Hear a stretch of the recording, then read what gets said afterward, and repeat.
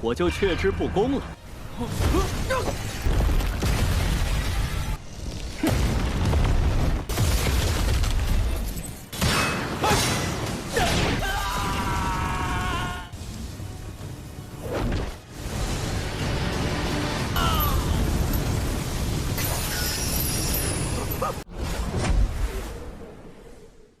Halo guys, welcome back to Kobe Movie. Sebelumnya Mimin minta maaf dulu ya guys, Dewa Suyang agak malam karena durasinya ini Mimin buat lumayan panjang. Kalian lihat saja, biasanya itu kan cuma sekitar 11 atau 12 menit, kali ini jauh lebih panjang bukan? Hampir 20 menit malah. Jadi ya pengerjaannya agak lama deh. Oke.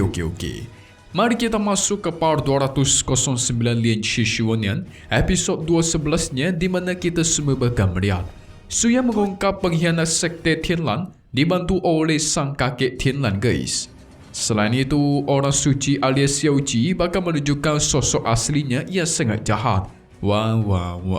Yang paling seru di part ini adalah terungkap siapakah orang yang sudah menghancurkan Tianlan kuno guys. Ayo siapa ya? Itu jugalah yang membuat episode kali ini cukup panjang. So, tidak perlu basa-basi lagi. Langsung saja kita masuk ke intro ya guys ya.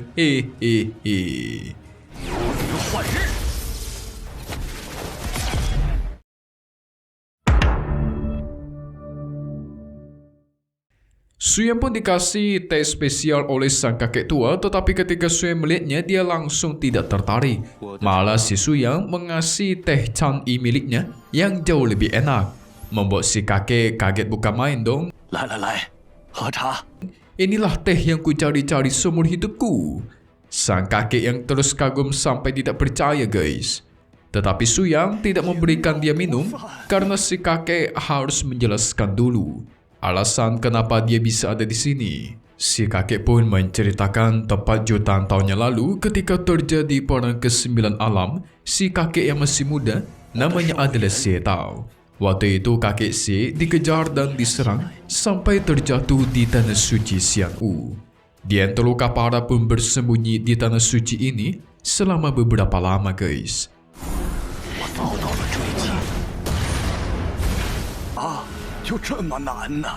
Tahun demi tahun dilewati, bahkan sampai jutaan tahun. Tidak berasa ajalnya juga sudah mau tiba. Dia memprediksi bakal ada orang Tianlan yang datang guys. Tetapi umurnya mungkin tidak sampai selama itu. Dan tiba-tiba, ada sosok pemuda yang menyerang tempat persembunyiannya sampai hancur. Yang ternyata itu adalah ulangnya Xiao He. Kakek Xie yang keluar dengan bentuk jiwa, dia marah guys.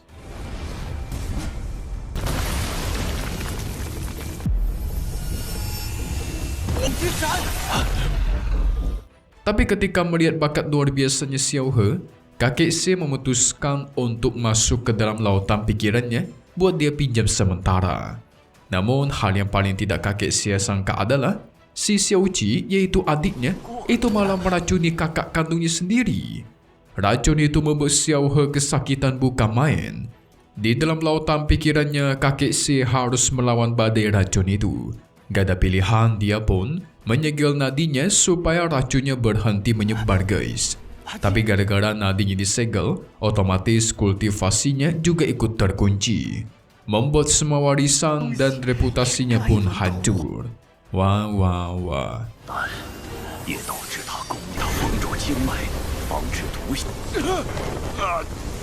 Si Xiao Ji segila itu demi menjadi orang suci ya guys. Pantesan aja kakaknya sampai di penjara. Sementara itu di alun-alun kota, patung orang suci terdahulu sudah dihancurkan oleh Cao Feng. Itu menjadi pertanyaan. Padahal kan sebentar lagi bakal terjadi pelantikan si Xiao Ji sebagai orang suci yang baru. Xiao Ji sudah mencoba melihat teknik Cao Feng dengan teknik mata rahasianya, tetapi hasilnya nihil. Dia tidak melihat ada teknik apapun yang digunakan oleh Cao Feng. Dia pun sok-sokan baik guys, terus memuji kehebatan Cao Feng. Memang murid Tianlan tidak perlu diragukan lagi ilmunya, kata dia. Sangat luar biasa. Cao Feng membalas akan mengajarinya kalau dia mau. Wah, auto senanglah si Xiao Ji ya kan? Ya kita tahu itu akal-akalannya doang. Tapi Xiao Qi udah keburu percaya diri nih. Berfikir bakal semakin overpower dengan menguasai teknik Tianlan nanti. Haha, kita lihat saja. 实在是让我心向瓦顶上的垫脚石。 Singkat cerita, Su Yang keluar bersama kakek Si. Keluar-keluar Xiao He sudah pingsan, ini pasti karena tubuhnya yang melemah gara-gara disiksa oleh Xiao Qi sampai separah ini. Tapi kakek Si langsung mengajak Su Yang untuk segera pergi dari sana. Dia tidak mau berlama-lama di penjara ini, guys. Su Yang tahu kalau kakek Si belum mengatakan semuanya. Ketika sang kakek pengen mencoba mengingatnya, tiba-tiba kepalanya sakit bukan main. Dia tidak bisa mengingat sepenuhnya, guys. Ini semua gara-gara jiwanya yang rusak, jadi ingatannya pun tidak sempurna. Su Yang mencoba mengeceknya dan benar saja jiwa dan ingatannya sudah rusak. Sang kakek memohon agar membiarkan dia merawat diri dalam beberapa hari ke depan. Pasti dia bisa mengingat kembali. Tetapi sebelum itu, dia memperingatkan mereka untuk berhati-hati kepada bocah yang bernama Xiao Qi itu. Karena dia bisa mencuri teknik orang lain dan dia sangat mendambakan akan teknik Tianlan. Jadi pasti bakal dia curi semuanya nih. Mendengar itu membuat Su Yang tersenyum kesal, guys. Berani sekali mencuri teknik Tianlan ya, kata dia. 觊觎天蓝术，可小心，别真让他偷学到，则贪图上了天蓝术法。 Kita beralih lagi ke Xiao Qi yang dilatih oleh Cao Feng. Tetapi latihannya sangat aneh. Disuruh berdiri di atas kursi sambil kuda-kuda dan kepalanya dikasih panci. Lalu kepalanya dipukul biar membuka pikirannya, guys, katanya. Cao Feng memukul Xiao Qi sampai terpental pula. Ini mah dikerjain, hahaha. Teknik Tianlan mana coba ya kan, membuat Pu Fan ikut-ikutan pula. Mengatakan selama dia bisa melewati latihan ini, maka Xiao Qi akan menguasai yang namanya sihir tiada tanding. Dia pun menunjukkan satu tekniknya sangat kuat.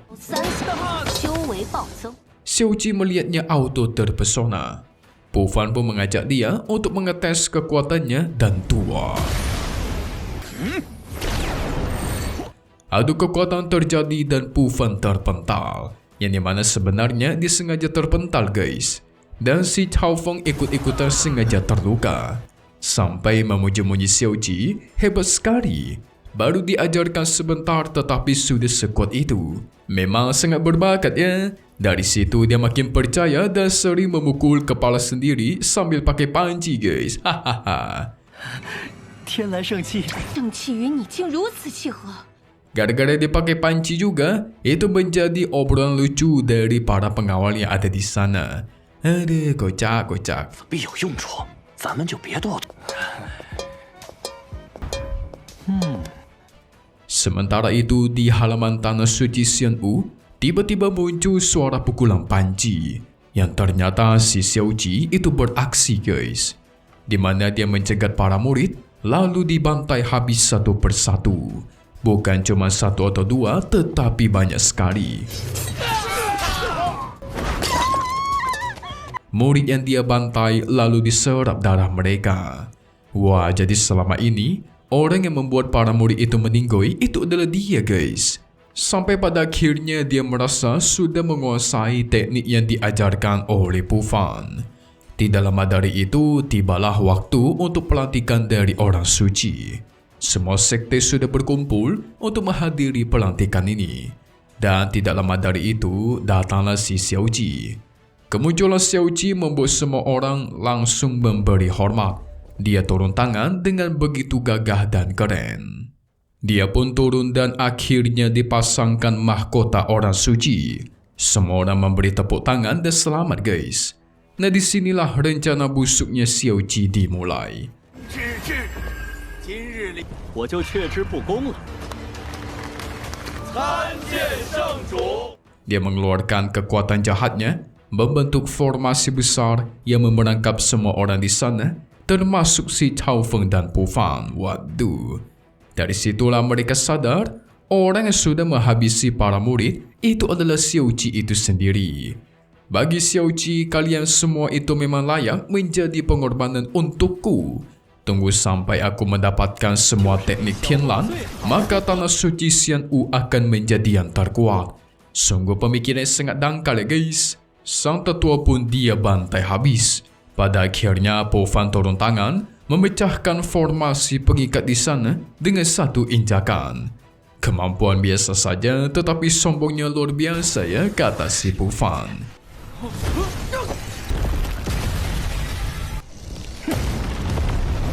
Xiao Ji yang merasa angkuh sudah menguasai teknik Tianlan. Dia pun langsung pengen mencobanya dengan mengeluarkannya guys, dan tuar. Hasilnya tidak ada satupun energi atau kekuatan serangan yang keluar. Hahaha, yang keluar cuman angin. Auto jadi bantar tawanya si Cao Feng dan Po Fan dong. Hahaha. Jadi selama ini, ledakan dan kekuatan besar yang Xiao Ji kira dia berhasil menguasai teknik itu, ternyata itu semua adalah buatannya Po Fan guys, untuk menipu dia. Dengan penuh rasa murka, Xiao Ji menerjang, tetapi muncullah Xiao He yang menahan dia. Dan tentu Lord kita Suyang juga ikutan muncul. Oh, jadi kau yang sangat mendambakan teknik Tianlan ya, kata Suyang. Tentu saja, di dunia ini cukup ada aku saja, kalian semua harus musnah, kata si Xiao Ji dengan percaya diri. Dia pun mengadu serangan dengan kakaknya, sehingga terjadilah pertarungan sengit di antara mereka berdua. Xiao He melawan Xiao Ji seru sekali. Sementara kakek Si, dia melihat banyak muridnya mati, dia pun jadi teringat akan masa lalu guys, ketika Tianlan kuno diserang dan dihancurkan. Semua trauma itu tidak bisa dilupakan. Di dalam otaknya masih teringat jelas itu semua, dan tuar. Akhirnya dia ingat akan apa yang Suyang inginkan guys. Suyang pun mencoba melihat isi dari pikiran tersebut, dan di sana dia melihat kehancuran dari sekte Tianlan kuno. Waktu itu kakek Se yang muda, dia bertemu seniornya yang bernama Pan Qing.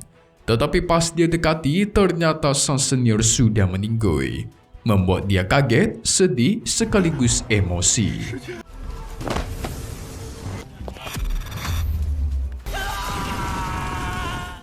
Kita beralih lagi ke pertarungan Xiao Ji dan Xiao He guys. Pertarungan mereka sungguh sangat sengit. Sang kakak menggunakan senjata serulingnya untuk menghalau semua serangan pedang Xiao Ji. Tetapi Xiao Ji juga bukan hal yang mudah. Selama bertahun-tahun, dia sudah memperkuat diri dengan cara menyerap darah orang lain. Pertahanan sang kakak juga berhasil dihancurkan dan dia lukai. Xiao Ji tidak peduli akan semua muridnya sudah dikorbankan untuk kekuatannya. Dia pun menerjang ingin membantai kakaknya sendiri, dan tua.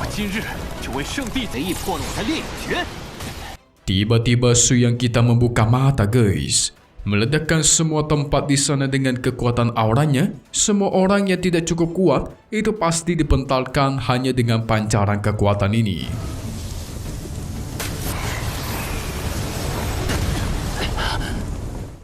Perlahan rambutnya Suyang pun berubah menjadi merah guys. Dia bahkan langsung melancarkan serangan tapak dewa raksasa dan membuat Xiao Ji tersiksa jiwanya. Di sini Suyang tidak hanya menyiksanya, ternyata dia sekaligus memusnahkan jiwanya supaya si Xiao Ji tidak bisa berinkarnasi lagi.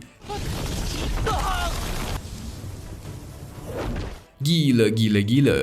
Udah kayak dewa tertinggi aja nih si Suyang nih guys. Serangannya berasal dari atas langit langsung. Sementara kakek Si kepalanya masih sakit, dia masih tidak percaya.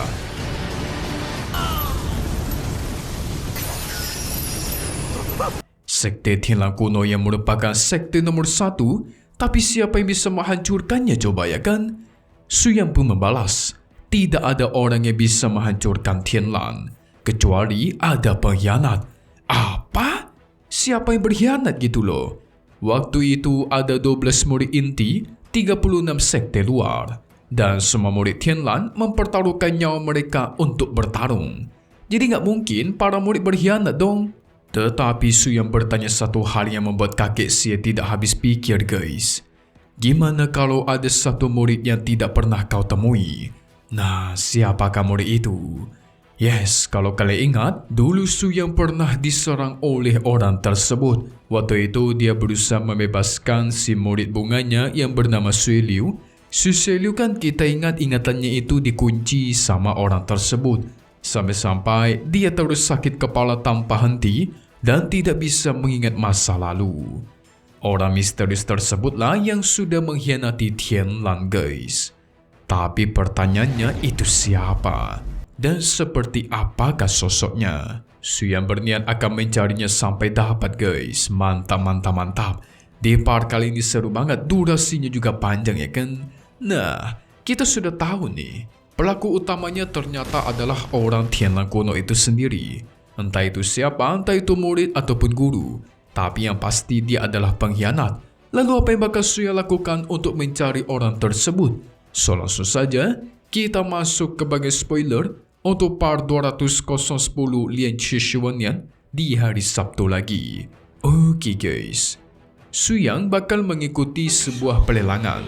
Tetapi di sana terjadi kekacauan sampai terjadi sedikit pembantaian. Su Yang pun bertemu dengan satu orang yang cukup mencurigakan. Dan dia akan bertanya, masa lalu Tianlan kuno, kau tahu berapa banyak ha? Wow, siapakah dia guys? Jadi kepo nih Mimin nih, seru. Seru nggak? Coba deh kalian komen. Kalian setuju nggak kalau part ini seru banget? Mimin sih demen banget asli. So, selesai dulu buat part 209 Lian Shishwanyan. 100,000 years of refining Qi. 100.000 tahun pemurnian Qi. Kita bakal ketemu lagi untuk tahun satu ini dan pastinya cuman di sini. Kobe Movie. Thank you buat kalian semua nonton dan selalu support channel Mimin. Semoga kalian semua sehat selalu ya. Mimin pamit undur diri dulu. Kita bakal ketemu lagi di video-video selanjutnya. Oke kalau gitu, see you guys.